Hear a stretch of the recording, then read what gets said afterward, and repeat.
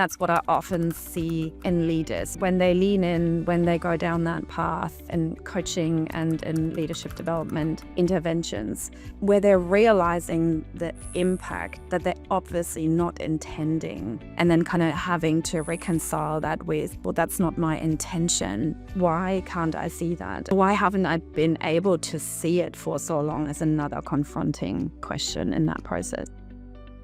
Welcome to The Secret Life of Great Leaders, a podcast by Triple Goal. We share deep transformational conversations around leadership and personal development to help you uncover the unseen facets of human growth and leadership impact. I'm your host, Michael Bunting.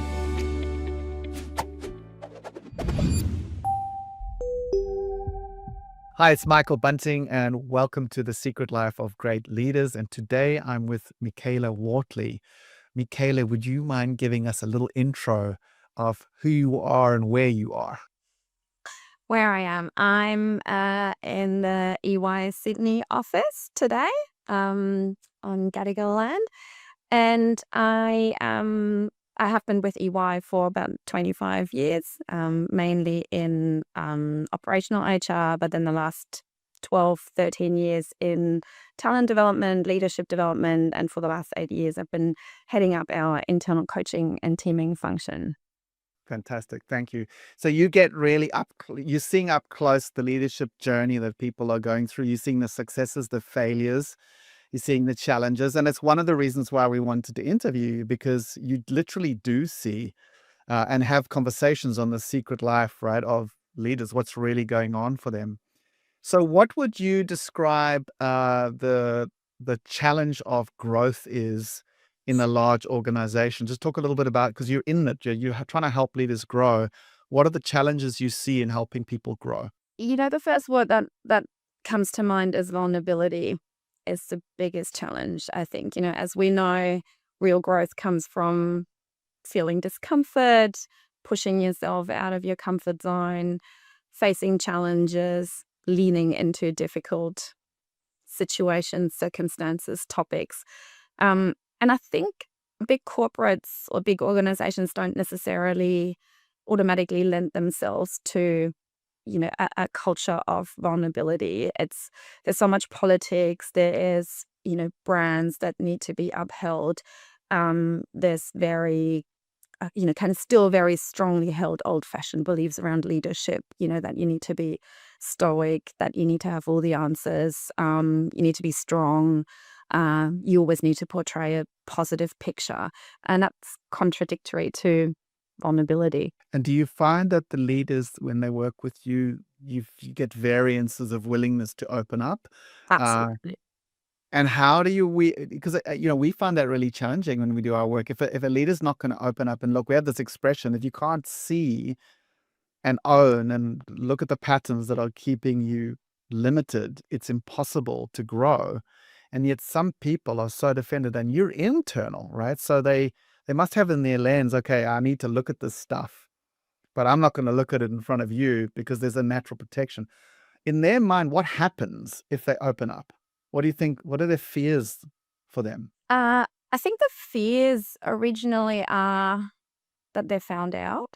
It's interesting, right? I also work with a lot of newly promoted leaders, and that's a phrase that I hear all the time. Oh, now I've been promoted. Now they'll find out that they've made a mistake, which is really interesting, right? Because that's not how you get into a really senior leadership role. So I think that's the biggest fear, and when I say being found out, it's probably the fear of not being good enough, not being up to the task. What's really ahead of me now? How is that different? Will I be able to do that? What are the expectations of me? I think that's the biggest piece. And then, to a degree, and that's probably more subconsciously, and I don't think if many people or leaders are aware of that, I think there's that fear of being honest with yourself, confronting some of the things that you've been kind of that you have been making yourself believe for a long time, and life goes quite okay. without looking at the dark corners until you start looking and then you can't unsee it. Are you speaking from personal experience? I may. Yeah, isn't it? I love how you said that, and it's really one of the key principles of adult growth, and the ability to grow is the courage, strength to look. Yeah. Then we have this new expression we use in our work. We say, see it, own it, regulate it, right? Yeah. Which is the center of our work. And so the And the seeing hardest it, part, I would say, is the seeing it. the That's the seeing it. toughest part. Yeah. And say more about that. Like, how did you see it? Like, what preempted you to start seeing what you didn't want to see? Well, I mean, obviously, my training as a coach kind of comes with a lot of training around self awareness and getting feedback and understanding your strengths, your weaknesses, etc. But I do think when we did the mindful leader program and started the training for our coaches, which included me, I think that was kind of like a next level. Well, no, I don't think it was next level. And you might remember some of the very intense and emotional conversations we had, where I had to process on the side, what's happening for me as a person and as a leader. Um, I think that the thing is, it's hard to confront some of the things that you do, and you don't do them intentionally, but you do them. And I think seeing and confronting the impact, like, can be devastating. Like I remember how I felt. I think I called you from a swimming lesson at my where my daughter was, and I think you sent me the Enneagram um, type profile for me, and it made me cry. And not because I didn't know any of this. It made me cry because there it was, black on white, and there was no way around kind of accepting for myself and confronting with myself that, damn, that's what I'm doing, and that's the impact it has on other people.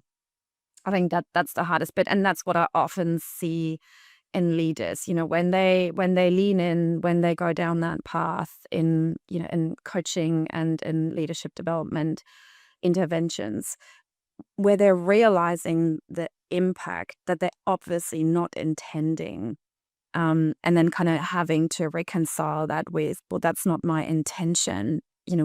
Why can't I see that? And, why haven't I been able to see it for so long, is another confronting question in that process. Yeah, that's beautiful. I think you highlighted it earlier, the being found out principle, right? And then we literally keep secrets from ourselves because we also don't want to find out. We don't want others to find out. So then we kind of secret it ourselves, which in Jungian psychology is called the shadow, right? It's the Yes. shadow. We Yeah. bury it from ourselves, and we learn to bury things really early, very very early because we have to cope. Um, And and then what's the also, I think what's the other thing that's really confronting is then the defensiveness that rises up. And also, as you lean into it and you see it, you also notice the defensiveness much more. And that's also something when you look at yourself from the outside, seeing yourself doing it, not necessarily being able to stop it in the moment, but realizing that that's what you do is also a confronting to learn about yourself. It sounds like you had an experience that I've had many, many times myself. You have a moment of seeing your behavior, and then you're gobsmacked that you could ever have not seen that. You were like, Yes. Yeah. how did I've been doing this behavior every day, Yes. and I'm literally in the midst of denying that I'm doing that behavior. Yes. Yeah. And I think especially with the line of work that we do, I found that especially confronting because like the word that came to mind in those moments was hypocrite. Because I thought, like this is someone like me, and some of my colleagues had the same experience who are trained coaches who were trained on the Mindful Leader program. The oh my God, like we actually do so much work around that, and we know a lot of the principles, and we help other people confront it, and yet we still do it ourselves. And if we can't do it, how hypocritical of us to try and help other people do it. So yeah, and I think there were varying many different levels of varying degrees of discomfort and confrontation. It's a really interesting when I wrote the vertical growth book. I think I interviewed you and James. I think were in that book, and I interviewed 25 leaders from all around the world, very successful, and they all had the imposter syndrome. All of them, every single one. And I remember the publisher being shocked that people would admit, like you are now, oh my God, there's this. I'm going to get found out. And it's weird because it seems that the I'm going to get found out doesn't change. People get to CEO Mm. and there's Yes. still, I'm going to get found out, right? And there's a Yeah. space. And we have a view that, sorry, many people think it's the secret to their success. It's like, Well, going to get found out motivates me to work harder, right? mm, But what's it like? What's it like? What do you notice when you're working with people who in that I'm going to get found out? What's it like for them? Is it a painful place for them? Is it a fearful? What's it? yeah, and I think what you said before is interesting, right? Because there are those theories that it's a good thing, and I think I think it is and it isn't. I do think we all have a level of kind of like our inner dialogue that tells us, we need to be better, we need to work harder. And I think that that's a positive thing to a degree. As long as it serves us, it's good. When it starts not serving us or when it puts stress on us. And I think that's, people who experience in a way that's not helpful, they feel usually fear, stress, overwhelm. And also what it results into then is often protective behaviors. And they're obviously very unhelpful for being inclusive and, human-centered Right. leader. Yeah. This is the fascinating thing we've seen, and I'm very curious to hear your experience of seeing your stuff, what we use in our language, or your red zone stuff, right? Mm. Um, and how you've dealt with it over time. But before I get there, I just want to highlight to our listeners what you're saying. I love what you're saying, is that the irony of red zone behaviors, which are defined by they automated, they embedded in our system, they usually started somewhere along childhood, and they're like an automatic response to threat or stress. And they become so automated that we can do them even when there is no threat. Mm. Right. So, and I often use my own example. In order to get love and connection in my own family, I had to tell my parents that I won the relay race and talk to them about my achievements. That was my interpretation of it. Mhm. And so it was just a wanting connection and love, which every human being wants. But as an adult, the more I tell people how great I am and how much I won the relay race yesterday, the less I get connection, Yes. Yeah. the less, uh, um, uh, the very reason it's so ironic that you talked about protective behaviors like defensiveness, that the protective behaviors themselves undermine the very thing that That the more you're looking defensive for. you are, the more likely you are to lose your job. Yeah. And Yeah. yet we're being defensive to try and protect our job. Yes. And so, and I just wanted to highlight for our viewers, listeners, like as you're saying, the tragedy of the more insecure I get, the more I feel I'm not good enough, the more likely I am to do protective behaviors, the more likely I am to undermine myself. And at the very best, yes, I'm succeeding, but I'm in a world of suffering inside myself. And this is something we see a lot, and no doubt you see a lot, right? Yeah. There's Yeah. these, And everything looks and you know what good, I but also would say, often people aren't succeeding. They think eh, they're doing a good job and they think it's helping, but often they're so far away from succeeding, and they're not even aware of it. And that's interesting when, when I think of coaching sessions where people start confronting and seeing some of the things that they do, we often then kind of work through, and how is this serving you? And so, often they kind of then understand the cycle. It's like, oh, okay, by doing what I thought I should be doing to achieve a certain thing, I'm actually achieving the opposite.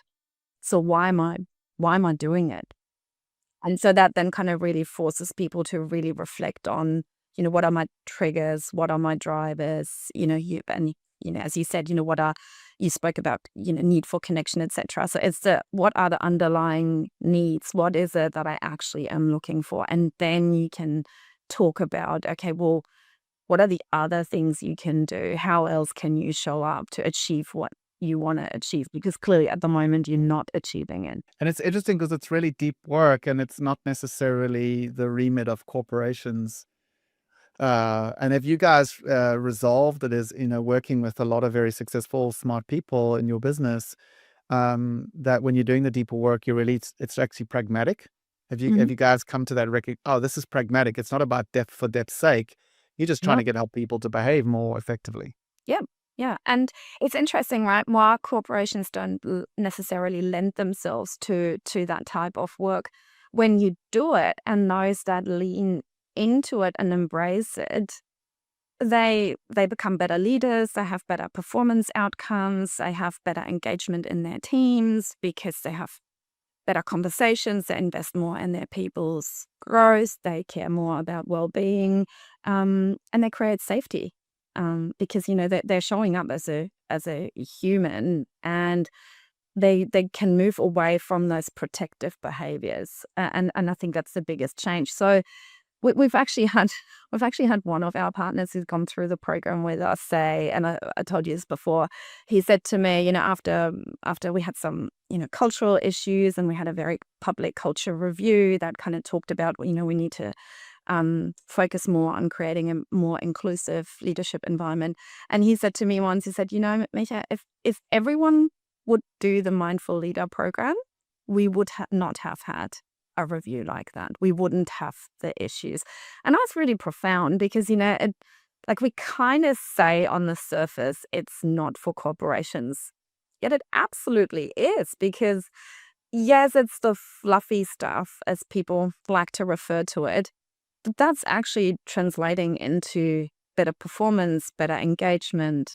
How can it not be for corporations? I want to ask you, thank you for sharing that. I want to ask you, coming back to your own personal experience, and you talked about the hypocrite, right? Yeah. And I think anyone who's listening to this can relate to this. If you've done a teeniest bit of awareness work, you get to see, oh gosh, like I remember when I first saw that I was self-promoting, the shame, oh my God. Yeah. And then the realization that everyone else is seeing it. They've already been seeing it. The only person not seeing it is you. Yes. And then there's the kind of, at least for me, there's like the kind of patheticness of it. It's like, oh my God, you're still doing, you're still like, my favorite one would be like name dropping, right? Oh yeah, I was working with some really famous person the other day. And it's like, oh my God, I'm still doing it, right? And it doesn't, it reduces, but it doesn't ever go away. But how do you cope? How have you coped with seeing these patterns of behavior that are not great, that don't impact you well, that don't impact others well? How have you sustained looking at them? Like, what have you developed in yourself, or how have you continued to work with yourself in a way that's not, you don't wake up being broken and beaten up every day because you just can't believe the behaviors you're getting up to? Well, let's say it's work in progress. Like, I couldn't claim that I've got it figured out, which in itself is kind of constant battle for me to confront that. Like, oh my God, how many years has it been now since we did the first round of the Mindful Leader? And because we've trained a number of groups, I've done it a few times and revisited, my matrix and my learning. Um, I think kindness, which is not something kindness for myself, and that's not something that comes naturally to me, is something that I try and remind myself of.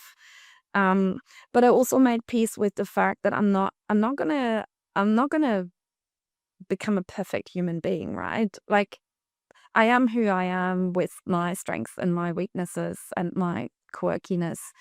Um, and I made peace with the fact that if I at least can see it now, which is interesting, right? So I can become defensive, especially at home.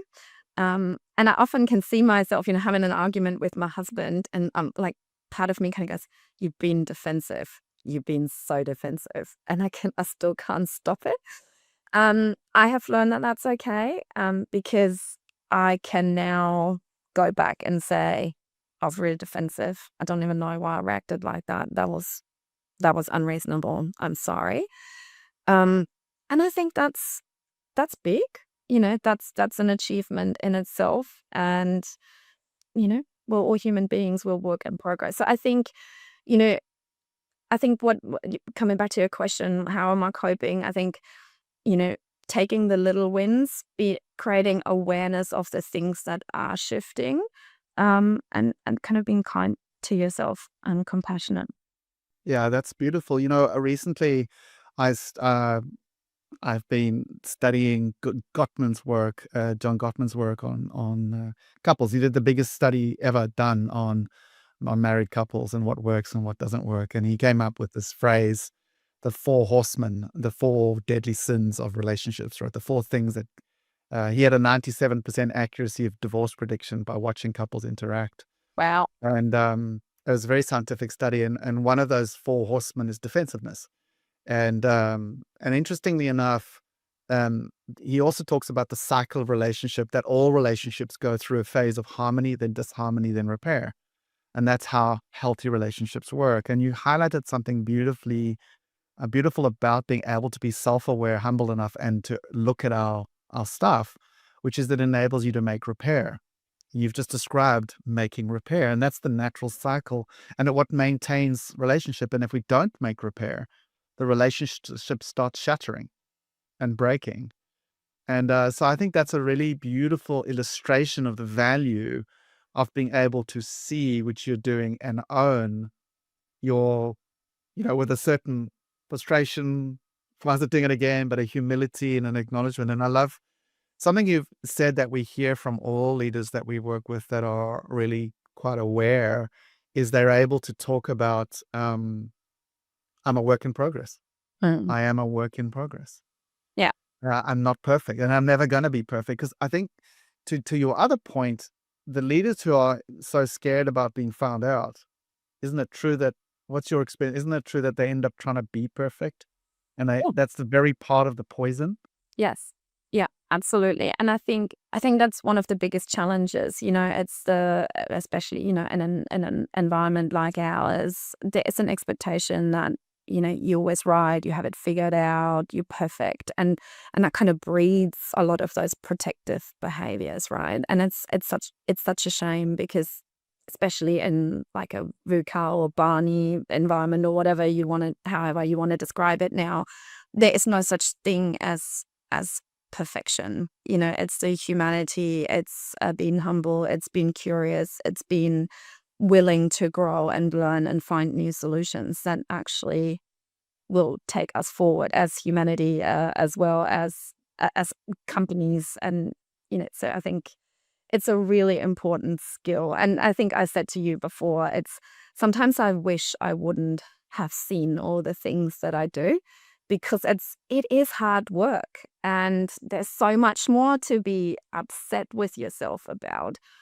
But then, and also would rob me and other people of the opportunity to do something about it, right?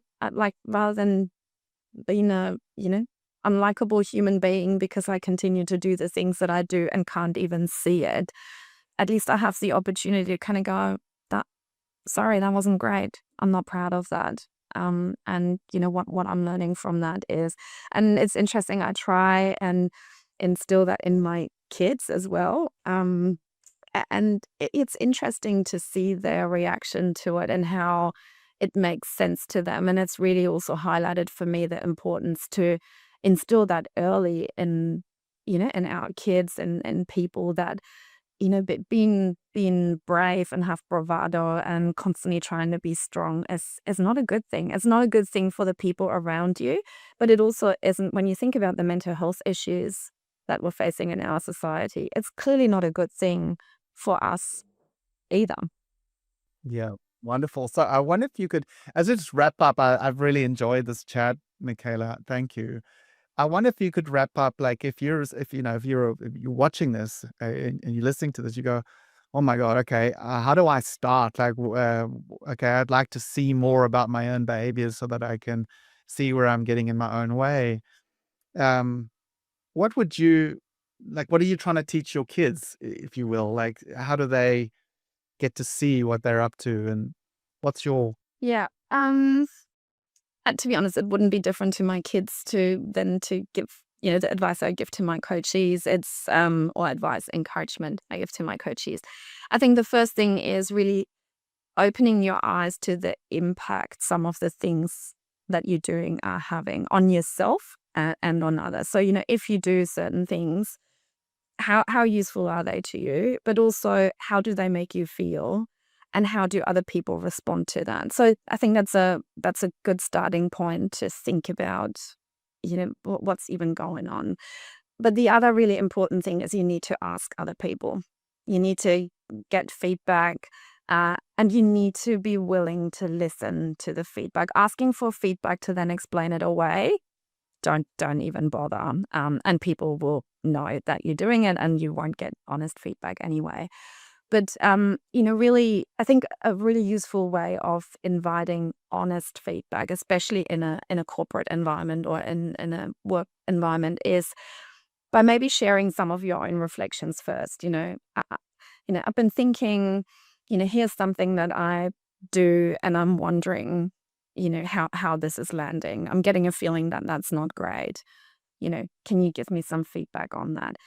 So, leaning in first, showing a level of vulnerability, and then inviting additional information. And most of my coaching clients who are willing to do that come back with like amazing insights, not just things that they weren't aware that they're doing that are not good, but they also get much better clarity on what it is that people appreciate about them. What do they see as their strength? Because a lot of people, they're not just only seeing their weak spots or their kind of shadow behaviors. They don't even see their strong behaviors either. What is it that makes them really great leaders and great human beings to be around? And that also contributes to imposter syndrome. Not having clarity what you're actually good at and what you should be proud of is really important. And then you can leverage it more as well. You can lean into it and you can do even more of it, and your strengths can have greater impact. So that definitely would be the starting points for me. And as I said, you need to be willing to listen. One thing I usually say when I help people gather feedback is don't respond. You take notes and all you say is thank you, or you ask some follow-up questions, nothing else. And, easiest way is to go, so I appreciate that. Let me have a think about it.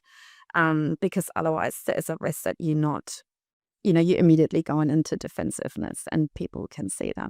Beautiful. Thank you so much for your time today, Michaela. And I'm hoping our listeners enjoyed the very practical and humble advice around what we're calling growth ability. Do you have the ability to grow, and do you have the ability to open up and look, right?